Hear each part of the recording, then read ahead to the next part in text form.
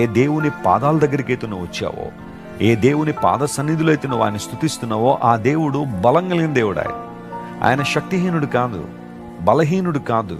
చాలామంది యేసు ప్రభు సిలువలో వేలాడడం చూసి బలహీనుడు అనుకున్నారు, కానీ ఆయన అసలు శిష్యులైన బలవంతుడు కాబట్టే అపవాది తలను చితక్కొట్టగలిగాడు, శత్రువులను జయించగలిగాడు. ప్రియులరా, ఈరోజు నీకు బలమిచ్చే దేవుడు ఆయన. కృంగిన స్థితిలో, బలహీనమైన పరిస్థితుల్లో కొట్టుమిట్టాడుతున్నావా? కొన్నిసార్లు శారీరకంగా చాలామంది బలహీనులుగా ఉంటారు, కొంతమంది మానసికంగా బలహీనలైపోయారు.